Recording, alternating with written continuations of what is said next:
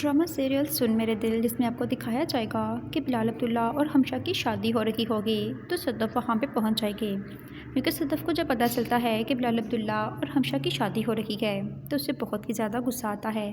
اور وہ جب شادی پہ جاتی ہے تو ہمشہ سے جا کر کہتی ہے کہ تم تو مجھے بلال عبداللہ کے خلاف کی برکاتی رہی، تم تو کہہ رہی تھی کہ وہ اچھا آدمی نہیں ہے، وہ ہمیشہ لڑکیوں کا غلط استعمال کرتا ہے، وہ نشہ کرتا ہے، اور اب تمہیں اس میں ایسا کیا نظر آ گیا جو اب تم اس سے شادی کے لیے مان گئی ہو۔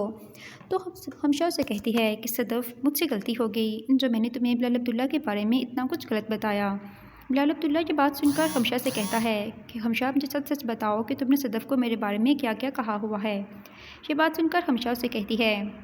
کہ بلال عبداللہ، میں تم سے محبت کرتی تھی، اس لیے میں نے صدف سے تمہارے بارے میں سب جھوٹ بولا تاکہ صدف تم سے دور ہو جائے، اور صدف اپنی شادی عمار سے کر لے تاکہ پھر میری اور تمہاری شادی ہو جائے، اور میں تم سے یہ محبت اب سے نہیں، کافی عرصے سے کرتی ہوں۔ جب صدف ہمارے آفس میں آئی تو مجھے ڈر تھا کہ کہیں بلال عبداللہ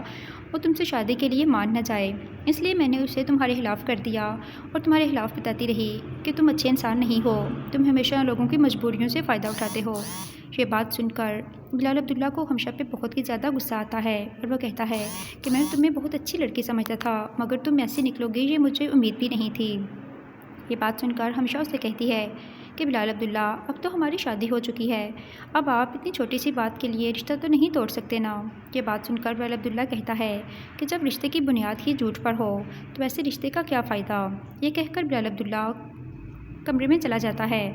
صدف جب ہمشہ کو دیکھتی ہے اور اس سے کہتی ہے کہ تم بہت ہی لالچی اور گھٹیا لڑکی ہو، تم نے میری زندگی برباد کر دی، میں نے عمار سے شادی صرف اور صرف تمہاری وجہ سے کی ہے، کیونکہ تم نے مجھے اتنا مجبور کر دیا تھا کہ میں عمار سے شادی کرنے پہ مجبور ہو گئی۔